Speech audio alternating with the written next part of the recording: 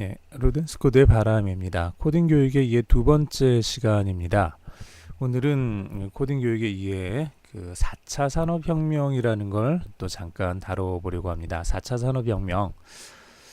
사실은 이 4차 산업혁명이라는 말이 2016년도 그 다보스 포럼에서 나온 말입니다. 그러니까 실제로 이 말이 나온 지 얼마 안 된 거죠.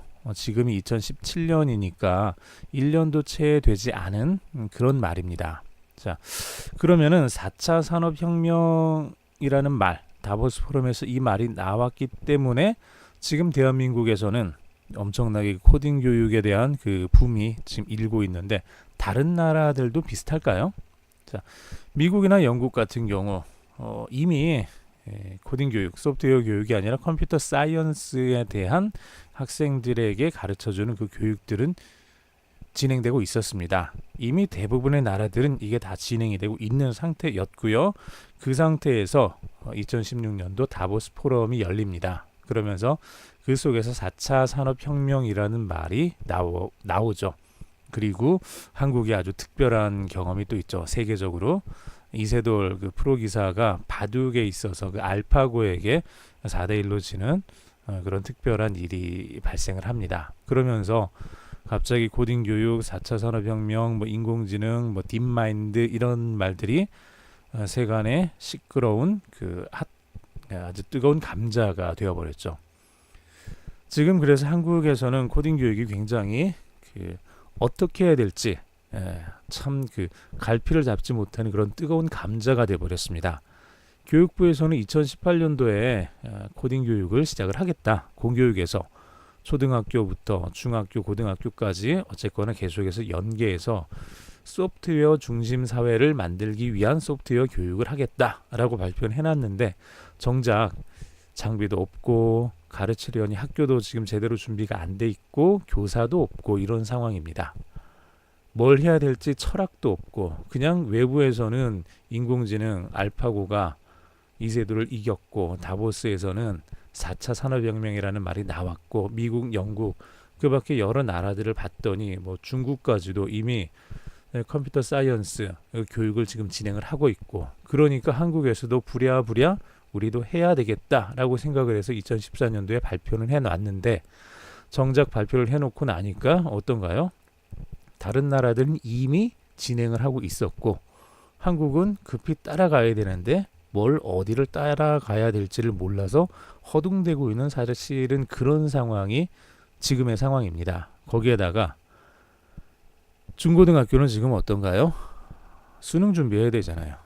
수능 때문에 정말 24시간이 모자란 그런 아이들한테 다시 또 그 중에 하나의 과목으로 코딩이라는 과목을 집어넣어야 되냐? 이것도 쉽지 않은 그런 일입니다. 자, 한국은 코딩 교육이라는 말이 4차 산업혁명 때문에 하는 것처럼 되어버렸습니다. 사실은 이 4차 산업혁명 여기에 대해서도 우리가 조금 더 봐야 될 것 같은데요. 다보스 포럼에서 이야기했던 4차 산업혁명은 기본적으로 기존의 제조업이라든지 아니면은 그 단순 반복적인 일을 하는 그런 자리들이 주로 없어지게 될 것이다. 그 자리를 로봇이나 컴퓨터들이 차지하게 될 것이다. 라고 이야기를 합니다. 그렇게 해서 사라지는 일자리가 약 714만 개가 될 것이다. 라고 이야기를 하고요. 그리고 이 4차 산업혁명으로 인해서 새롭게 만들어지는 일자리는 한 200만 개 정도에 불과할 것이다. 라고 이야기를 합니다. 단순 수치로만 봐도 500만 명 정도의 그 일자리가 없어지는 거죠.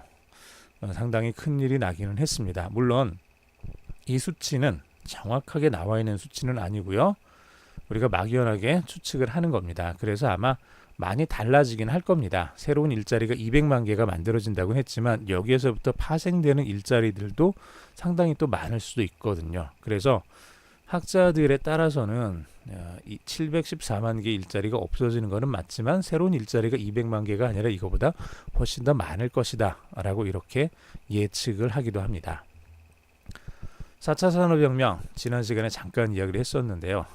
산업혁명의 첫 번째 시작은 증기기관의 발명이었죠. 그래서 그 이전까지 제가 이제 예전에 중학교 때인지 고등학교 때인지 배웠었던 것 같아요. 산업혁명은 이전과 이후를 비교했을 때 이전에도 공장이 있었죠. 그런데 그 공장에서 무엇인가 일을 한다는 것은 거기 모인 사람들의 노동력으로 일을 하는 거였죠. 간의 수공업이었습니다.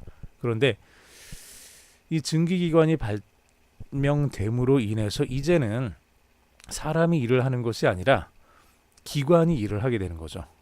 자, 물을 집어넣고 거기에다 석탄을 집어넣어서 물을 끓이기만 하면 기계가 자동으로 알아서 돌아가기 시작을 합니다. 기계가 움직이는 것에 맞춰서 사람이 함께 따라서 움직이는 것, 그게 산업혁명의 1차 산업혁명의 모습이었죠. 가장 대표적인 영화가 찰리 채플린이 나왔던 모던 타임즈라는 영화를 아마 여러분들이 보신 분도 계실 겁니다. 옛날 흑백 영화인데 만약에 못 보셨으면 한번 꼭 보세요. 굉장히 재미있습니다. 거기 보면은 기계는 무조건 돌아가죠. 자, 불을 떼면은 기계는 무조건 돌아갑니다. 기계가 돌아가는데 맞춰서 사람도 같이 작업을 하는 것, 그게 1차 산업혁명의 모습이었죠. 그리고 2차 산업혁명, 전기의 발명으로 인해서 이제는 대량 생산이 가능해지게 됩니다.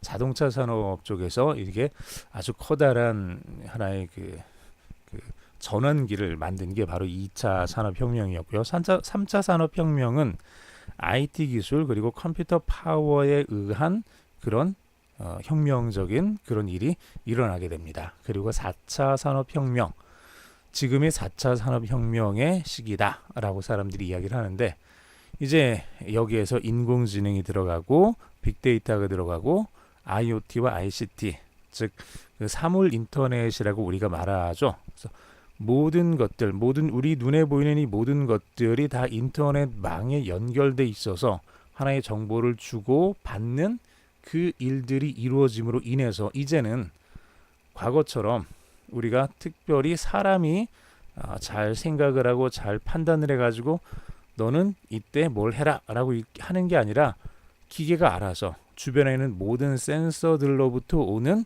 그 신호들을 감지해서 기계가 스스로 알아서 작업을 하거나 멈추거나 새로운 작업을 하는 이런 것들을 가능하게 되는 시기, 이게 4차 산업혁명의 시기라고 말합니다. 이게 지금 시작됐다는 거죠. 이게 지금 시작됐다고 그렇게 이야기를 합니다. 그래서 요즘 그 ICBM이라는 말이 나오는데, 원래 그 ICBM은 대륙간 탄도미사일의 그 약자입니다. 그런데 이 ICBM이 4차 산업혁명 시대, 요즘에 그 IoT 시대에 있어서 그 ICBM은 IoT, 클라우드, 빅데이터, 머신러닝, 이 첫 번째 글자들을 따서 ICBM이라고도 이야기를 많이 합니다.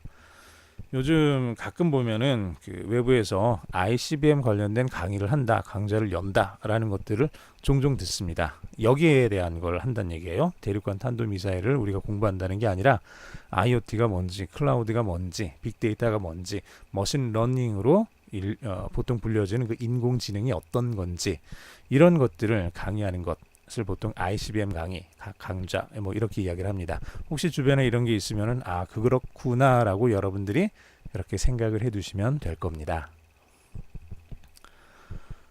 자, 그다음 미국과 영국을 예로 들어서 거기서는 이미 대부분의 학생들이, 미국 같은 경우는 그 주마다 조금 틀려서 다르기는 한데요. 그래도 대부분의 학생들이 대부분의 주에서 이 컴퓨터 사이언스를 하나의 전공 과목으로, 필수 과목으로 채택을 하고 있는데, 우리나라는 그렇지는 않죠.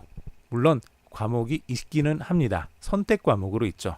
그래서 중학교 같은 경우 2006년도에 봤더니 이 컴퓨터 관련된 그 정보 교과목을 선택을 한 학생이 전체 한 47% 정도가 됐는데, 2012년도에 조사를 해봤더니 8%로 줄었다고 해요. 지금 조사를 해보면 아마 이거보다 더 줄었으면 줄었지 많아지진 않겠죠.